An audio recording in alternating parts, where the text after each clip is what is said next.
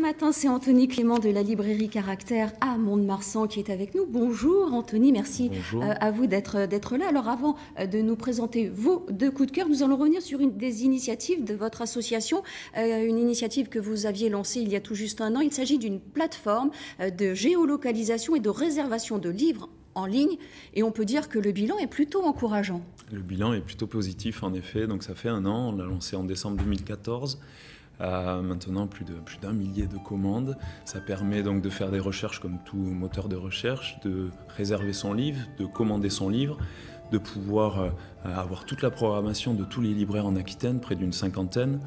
Voilà, c'est un véritable outil, un outil professionnel pour nous, de diffusion de notre savoir-faire, de diffusion de nos coups de cœur, de diffusion de notre programmation, mais c'est aussi pour les internautes une véritable plateforme, une arborescence de tout notre métier.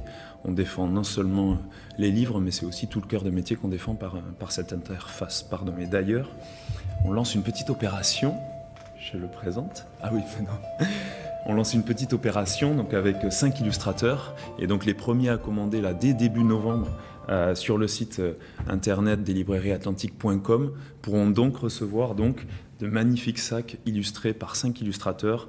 On retrouve Guillaume, Jean Arambat, c'est celui-ci, Maya Night Toys, Monsieur Kern et Régis Lejon. Voilà, c'est le petit cadeau donc pour fêter ces un an d'existence. Et les coups de cœur, à présent, vos deux coups de cœur. Entrez dans des maisons inconnues de Christian Garcin aux éditions Finitude, un éditeur du Bouscat.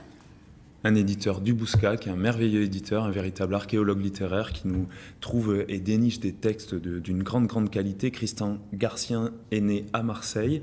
Là, c'est véritablement une petite pépite, on y picore. Je pense qu'un bon écrivain, c'est d'abord un très bon lecteur, un lecteur qui se respecte. Et donc, on va, grâce à Christian Garcien, s'inviter dans l'intimité un peu des auteurs. Il va imaginer, on va aller à l'enterrement de Stendhal, il va parler avec Stendhal, il embarque avec Conrad, on va débarrasser la table avec Apollinaire, on va s'inquiéter de la santé de Kafka. Voilà, c'est véritablement un hymne à la littérature, à la lecture, à ce qu'on appelle l'intertextualité. C'est vrai qu'un écrivain va parler d'autres écrivains, on a envie d'aller les découvrir. C'est une véritable merveille et c'est aux éditions Finitude, et je n'arrête pas à chaque parution des éditions Finitude de louer leur travail. Voilà. Autre coup de cœur, autobiographie de Mark Twain aux éditions Tristram. On va rappeler tout d'abord que Mark Twain est mort en 1910, c'est ça, en effet. Que les 15 dernières années de sa vie ont été consacrées à l'écriture de cette énorme autobiographie. Incroyable, en ce sens où l'auteur de Huckleberry Finn, de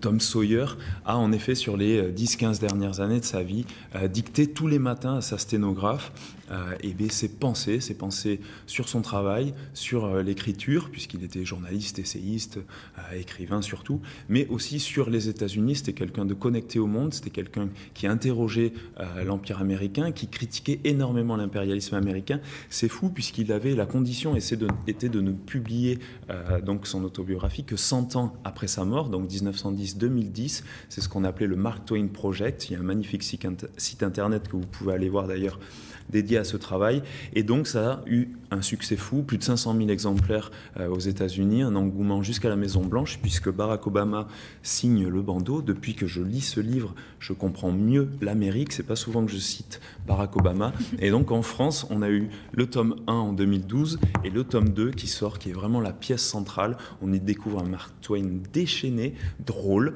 qui vraiment tape sur l'impérialisme américain, sur le colonialisme, sur les guerres de l'époque et surtout sur ses contemporains. Et comme il ne voulait pas les blesser, c'était 100 ans plus tard la publication. Merci infiniment, Anthony Clément.